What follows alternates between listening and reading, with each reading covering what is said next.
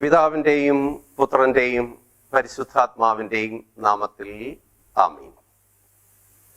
കർത്താവിനാൽ ഏറ്റവും സ്നേഹിക്കപ്പെട്ട സഹോദരീ സഹോദരന്മാരെ, വിശുദ്ധ മത്തായിയുടെ സുവിശേഷം 24-ാം അധ്യായം 45 മുതൽ 51 വരെയുള്ളതായ തിരുവചനങ്ങളിലൂടെ നാം നമ്മുടെ ചിന്തയെ കടത്തിവിടുമ്പോൾ മനുഷ്യപുത്രന്റെ വരവിനായി കാത്തിരിക്കുന്ന കാലയളവിൽ കർത്താവിന്റെ ദാസനായി ജീവിക്കുന്നത് എങ്ങനെയെന്ന് യേശു വളരെ വ്യക്തമാക്കുകയാണ് ഈ സുവിശേഷ ഭാഗത്തിലൂടെ. നാം ആയിരിക്കുന്ന സാഹചര്യത്തിൽ ദൈവത്തിന്റെ പ്രിയപുത്രനായി ജീവിക്കുവാൻ നമുക്ക് എങ്ങനെ സാധിക്കും എന്ന് ഈ സുവിശേഷ വചനങ്ങളിലൂടെ യേശു നമ്മെ പഠിപ്പിക്കുന്നു.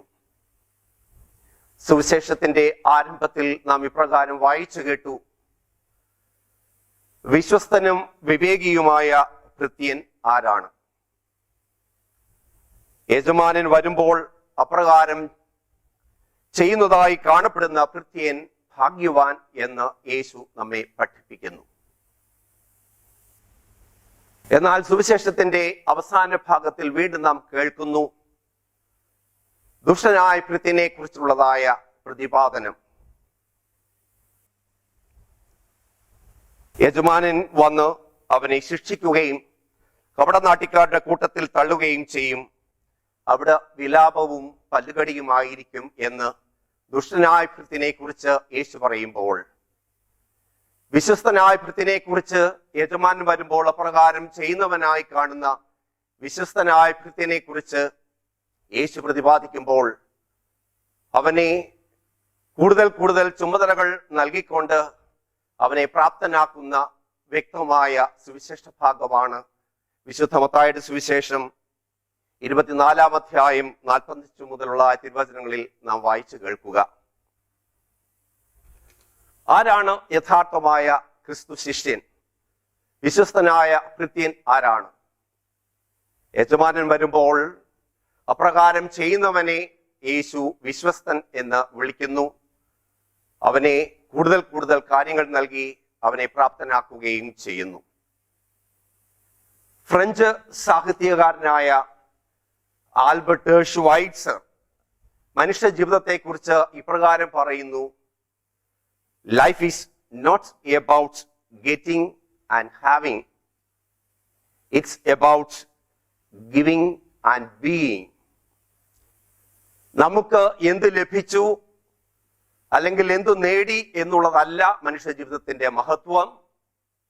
പ്രത്യുത എനിക്ക് എന്ത് നൽകുവാൻ സാധിച്ചു, ഞാൻ എന്തായിരിക്കുന്നു എന്നുള്ളതാണ് മനുഷ്യ ജീവിതത്തിന്റെ ഏറ്റവും വലിയ മഹത്വം എന്ന് ഈ സുവിശേഷ ഭാഗത്തിലൂടെ നാം നമ്മുടെ ചിന്തയെ കടത്തിവിടുമ്പോൾ നമുക്ക് ഈ ലോക ജീവിതത്തിൽ ലഭിച്ചതായ അനുഗ്രഹങ്ങളും കൃപകളും മറ്റുള്ളവർക്ക് പങ്കുവയ്ക്കുവാനായിട്ട്, മറ്റുള്ളവർക്ക് നന്മ ചെയ്ത് ജീവിക്കുവാനായിട്ട് സാധിക്കുമ്പോഴാണ് മനുഷ്യ ജീവിതത്തിന്റെ മഹത്വം നമുക്ക് ദർശിക്കുവാനായിട്ട് സാധിക്കുക എന്ന് പറയുമ്പോൾ ഈ സുവിശേഷ ഭാഗത്തിലൂടെ നമ്മെ ഭരമേൽപ്പിക്കുന്ന, പ്രത്യേകിച്ച് വിശ്വസ്തനായ ഭൃത്യന്റെ ഉത്തരവാദിത്വം നിറവേറ്റുവാനായിട്ട് നമ്മെ ഭരമേൽപ്പിക്കുമ്പോൾ അതെപ്രകാരം ഈ ലോകത്തിൽ നമുക്ക് നിവൃത്തിയാക്കുവാനായിട്ട് സാധിച്ചു എന്നുള്ളതാണ് നമ്മുടെ ജീവിതത്തിന്റെ മഹത്വം. യേശു നമ്മോട് ചോദിക്കുന്നു, തന്റെ ഭവനത്തിലുള്ളവർക്ക് കൃത്യസമയത്ത് ഭക്ഷണം കൊടുക്കുവാൻ യജമാനൻ നിയോഗിച്ച വിശ്വസ്തനും വിവേകിയുമായ ഭൃത്യൻ ആരാണ്? യജമാനൻ വരുമ്പോൾ അപ്രകാരം ചെയ്യുന്നതായി കാണപ്പെടുന്ന ഭൃത്യനാണ് ഭാഗ്യവാൻ. നമ്മെ ഭരമേൽപ്പിച്ചതായ ഉത്തരവാദിത്തങ്ങള് കൃത്യമായിട്ട് നിറവേറ്റുവാനായിട്ട് നാം തയ്യാറാകുമ്പോൾ യേശു നമ്മെ ഭാഗ്യവാൻ എന്ന് വിശേഷിപ്പിക്കപ്പെടുന്നു. ദൈവം നമുക്ക് കൂടുതൽ കൂടുതൽ ഉത്തരവാദിത്തങ്ങൾ അതിലൂടെ നൽകുകയും ചെയ്യുന്നു.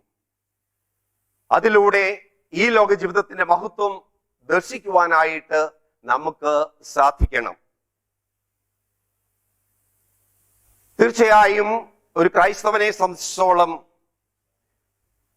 നാം ഈ ലോകത്തിൽ ജീവിക്കുമ്പോൾ